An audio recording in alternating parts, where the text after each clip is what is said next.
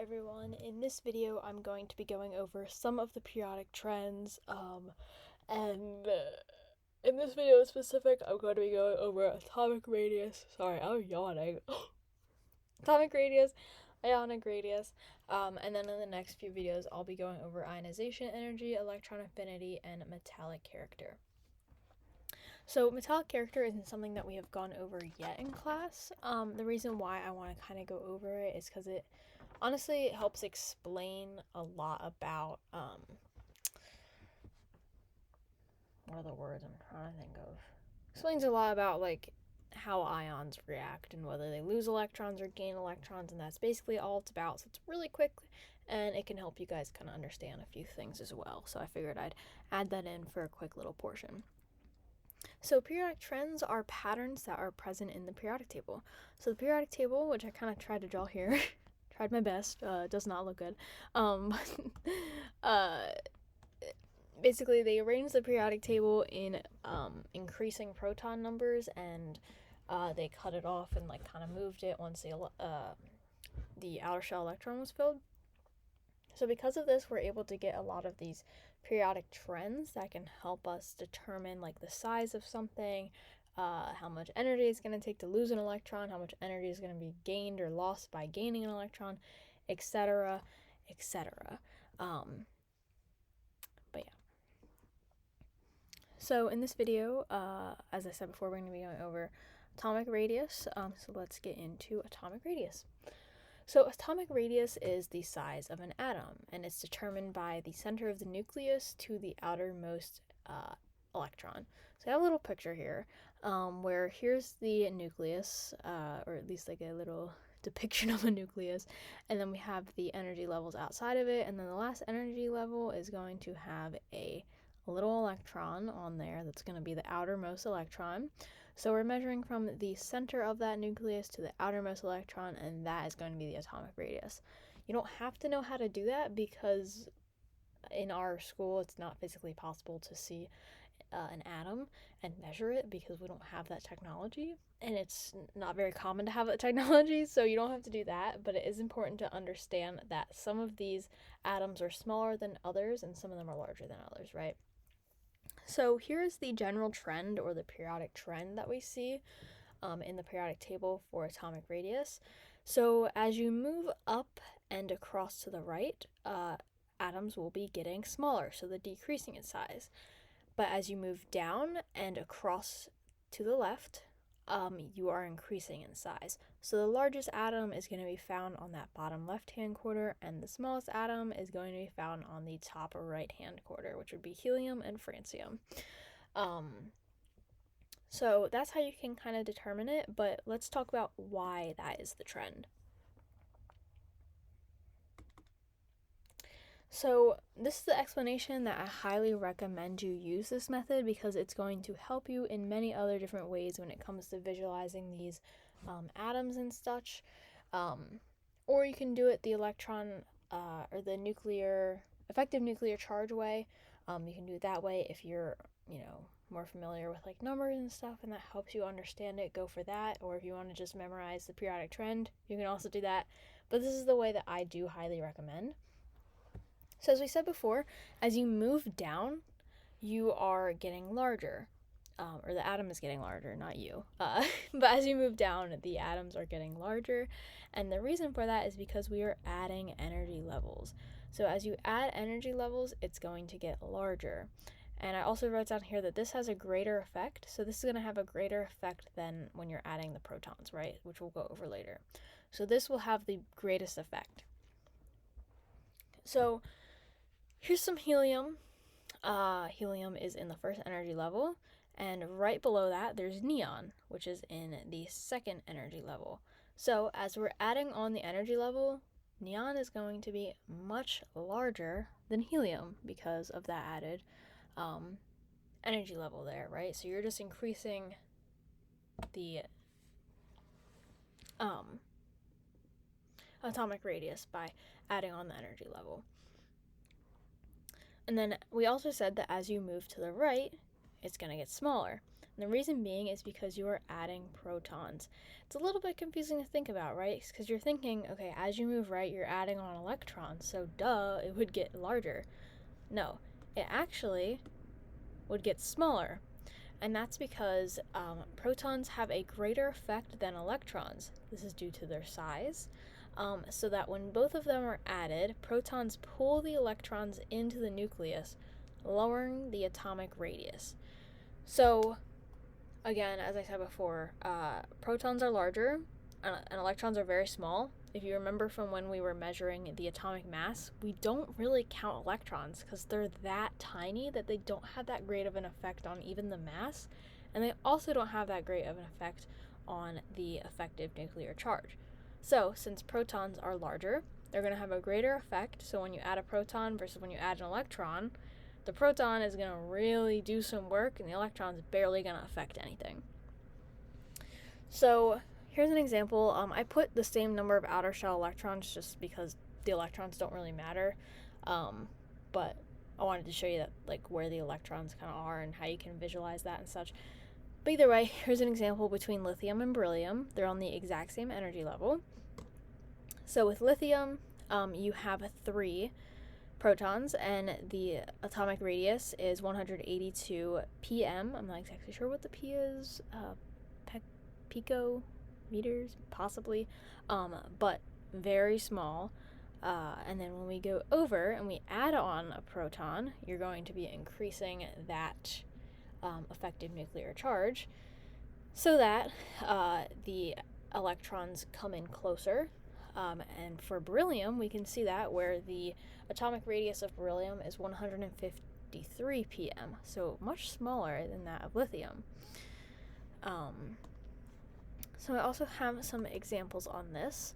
So I do say up here is to look at the energy level first. So if the energy level is the same, you want to look at the number of protons, but if they're different, then you just look at the energy level. So let's look at the first 2, and then I do suggest you guys practice these last 2 on your own. So let's look at carbon and oxygen. So carbon has an oxygen, they're on the same energy level, so energy level won't affect anything, but they have different number of protons. So carbon has 6 protons, and oxygen has 8 protons. So let's think about that real quick. Oxygen has 8 protons. So that means that it has a much greater effective nuclear charge, so this nucleus is a lot stronger, so it's going to pull in those electrons. So I think this one's going to be a lot smaller, right? Versus 6 protons, so there's much less protons, meaning that there is less of a effective nuclear charge. The protons aren't as strong in the nucleus, so we're going to say that this one is smaller. And then let's look at arsenic and bismuth. So arsenic is here and bismuth is here. Bismuth is on the 6th energy level and arsenic is on the 4th energy level. So I'm going to say that bismuth is bigger because of the fact that it is on the 6th energy level versus arsenic that is in the 4th energy level. So bismuth, much bigger than that of arsenic. Alright, last 2 I do recommend you try on your own, but I will be going over them now. Lithium and magnesium, they aren't on the same energy level, so I'm going to say that magnesium is likely going to be larger because it is on the 3rd energy level and lithium is only on the 2nd energy level. So magnesium has 1 extra energy level, making it that slight bit larger. Alright, silicon and beryllium. That's what it was. So silicon and why am I struggling with that? Beryllium. I should know that. Silicon, beryllium. Oh, sorry for the fire truck. I live right by a firehouse. It scared me a little bit, so I paused. But sorry if you can hear that. Beryllium is much bigger due to the number of energy levels, so we're going to say that that one is larger. Okay. So the next thing that we're going to look at is the size of ions. Let me see if I can find it. Here it is. Alright, so the ionic radius is the next thing we're going to look at. So this is the radius of an ion.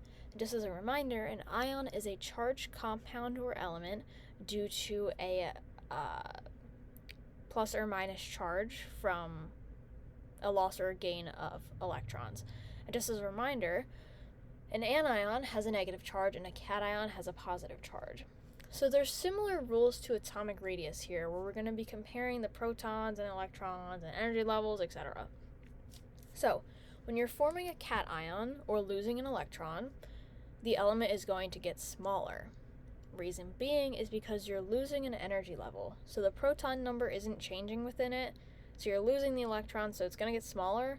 But if you're losing an energy level, it's going to get much, much smaller, right? So let's look at an example. So we have this. Actually, I think I go over an example, so we'll go over that. And then when you're forming an anion or gaining electrons, it's going to get larger. So when you're gaining the electrons, it makes it larger because of the effective nuclear charge being different.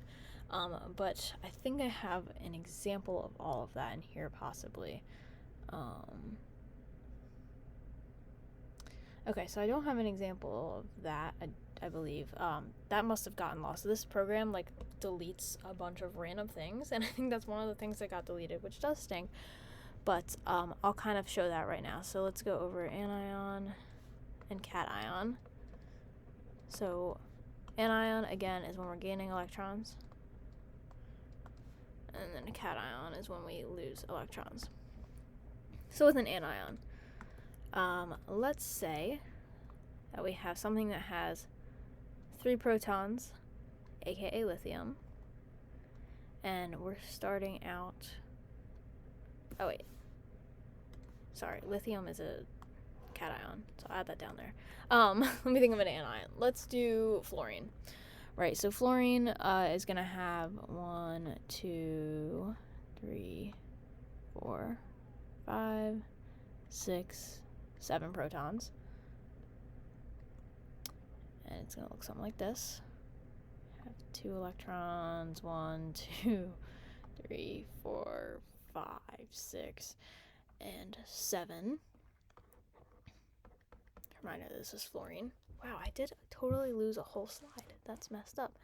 And then fluorine as an anion. All we're doing is that we're adding on an electron. So that's not an F. That's an F, anion. So we're adding on an electron. It's going to get slightly larger because the effective nuclear charge is going to be decreasing, right? So as I said before, protons make a big difference, but the electrons make a very, very, very, very, very, very, very small difference that we can kind of say it's negligible, right? But in this situation, where we're dealing with the same number of protons, the electrons do have a very, very, very small effect because they are very, very, very small. So when they have the same number of protons, that's when you would look at the gain of electrons, and that's when the electrons do make a difference, right? Okay, so moving down to cations. So here we're losing the electrons, right? So let's look at lithium, as I was trying to do before, but I got abrupted because I realized that lithium is a cation.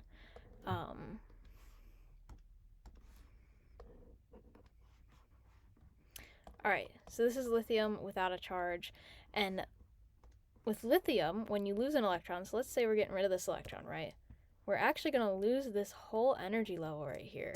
So do you see how much smaller that gets once we lose that electron?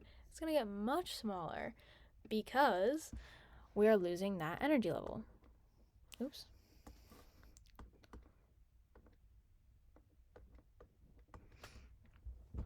All right. So that is how the ions work with that. So let's go over some practice with that. So with this question, it says determine whether an atom will get larger or smaller as an ion. All right, so first we're going to look at sodium. So sodium, if we look at the periodic table, is going to lose an electron in order to get to its happy octet.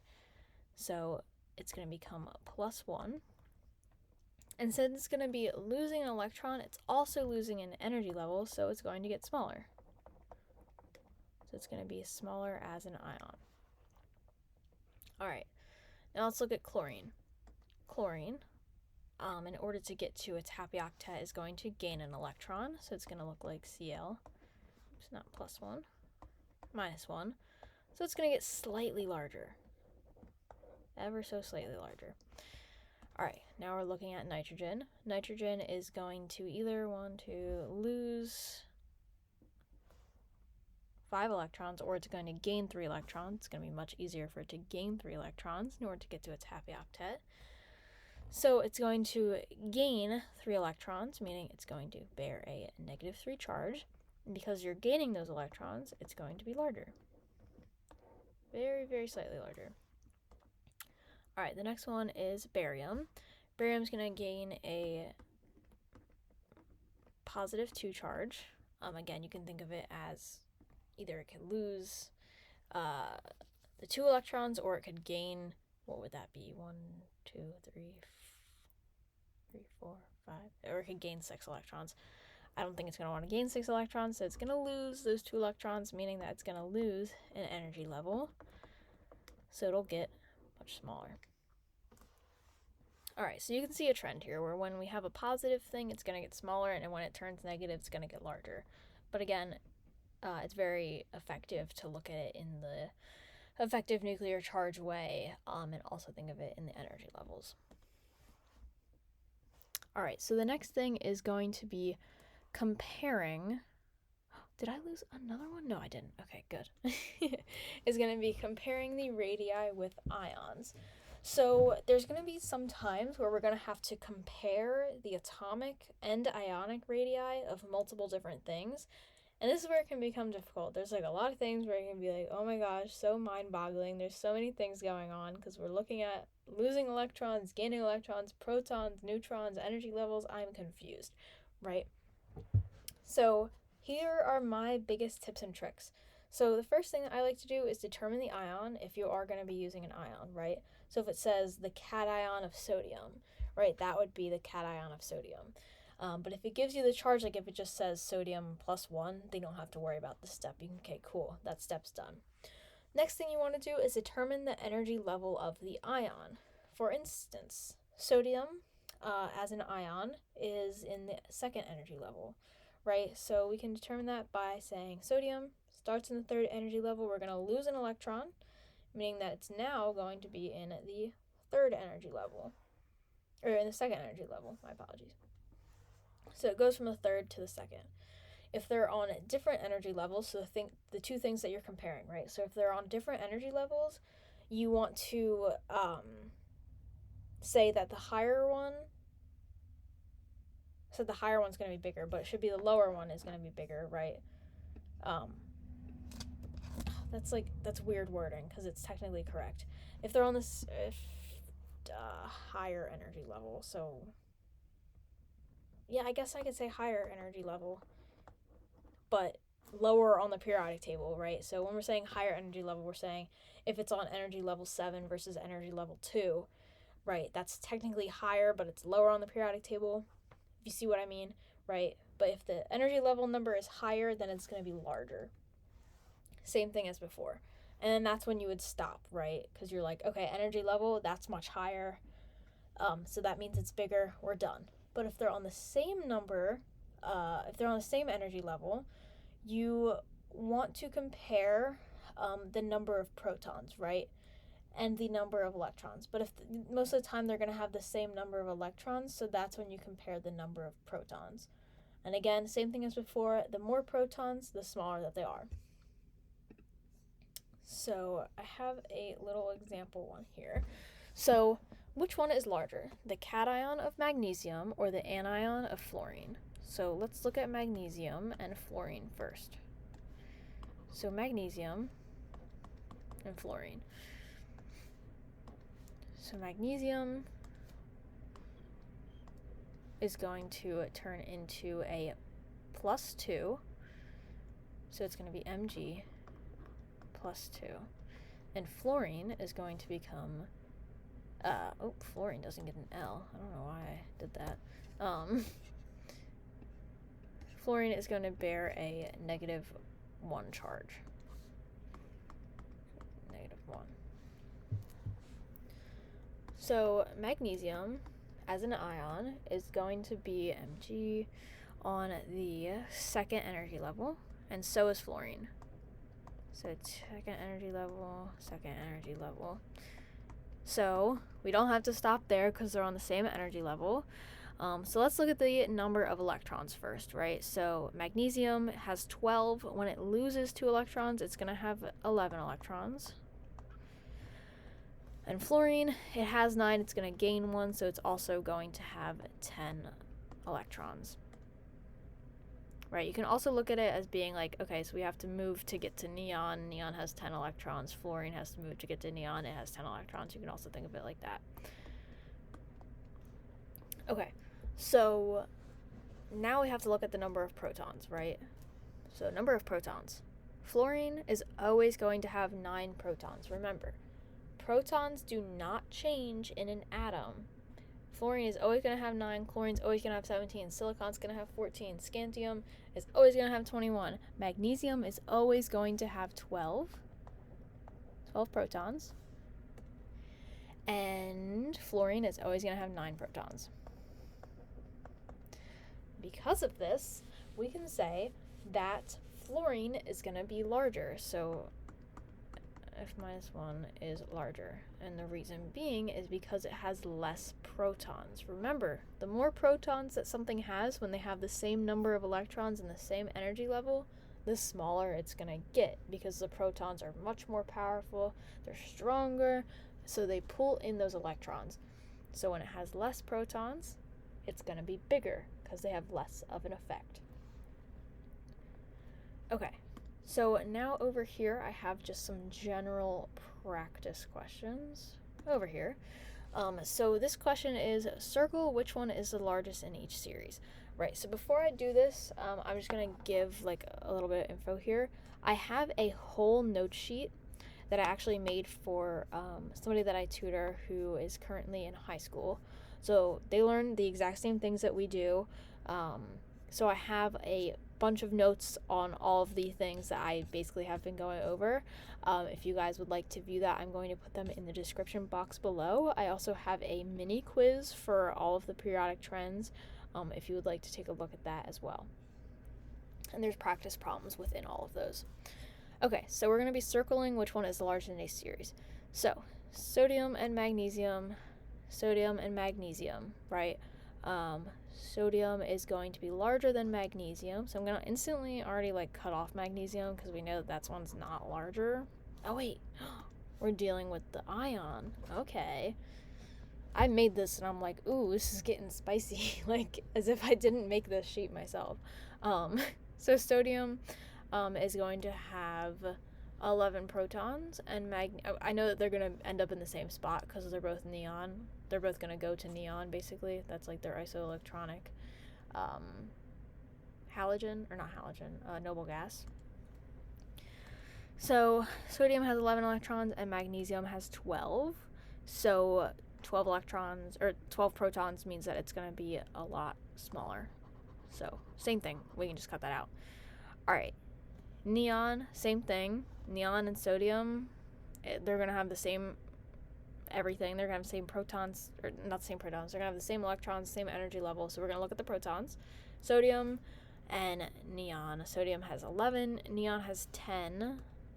So 11 and 10. I'm going to write 12 here so we can keep that in mind. Neon has less protons, which means that sodium, sorry, you're getting cut out because you're smaller. All right. Neon and helium.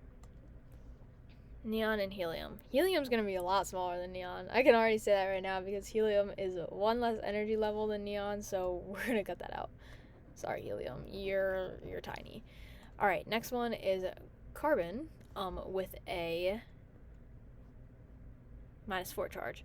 So carbon has 6 protons, and it's going to end up having the same number of same number of electrons as neon, and they're also on the same energy level. So carbon's actually gonna be larger than neon because it has 6 protons and neon has 10 protons. So neon is a lot smaller, so carbon is going to be our largest in this whole series. Cool.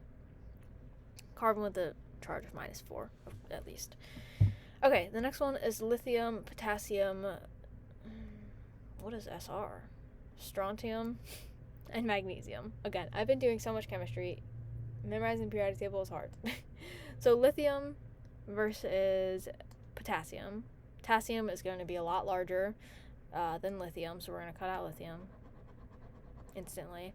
Now we're looking at, and that's because of the energy level, right? And now we're looking at potassium and strontium. So potassium and strontium is an energy level lower, which means that it's larger, so we're going to cut out potassium. And then strontium and magnesium. Strontium is larger because magnesium is lower in energy levels, right? So magnesium, strontium. Alrighty, moving on. We're going to do potassium versus potassium as an ion. So potassium is going to gain a positive charge, so it's going to go all the way over here, meaning that the ion of potassium is going to be smaller than potassium because we're losing an energy level. We're going to cross that out. And then we're looking at sulfur. So potassium versus sulfur, potassium is on a lower energy level, so that means that sulfur is going to be much smaller. So we're going to cross out sulfur.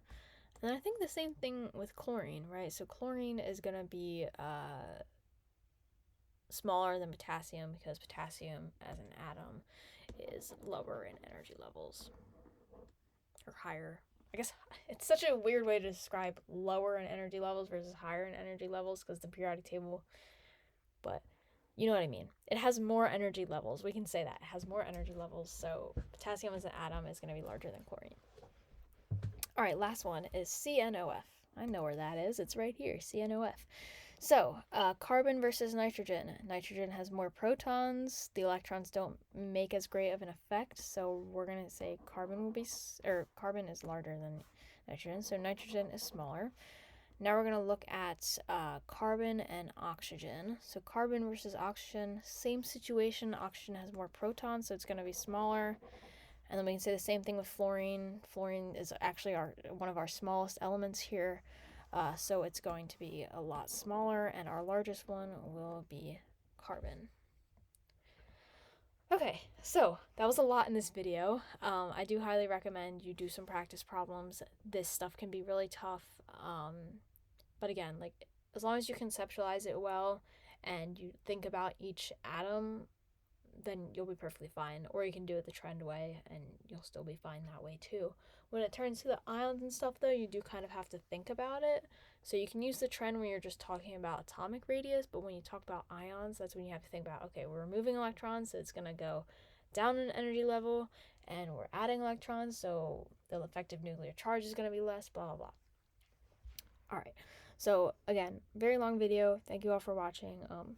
Again, I'm going to leave the links for the practice problems and the sheet down below. Thank you all again, and have a good one.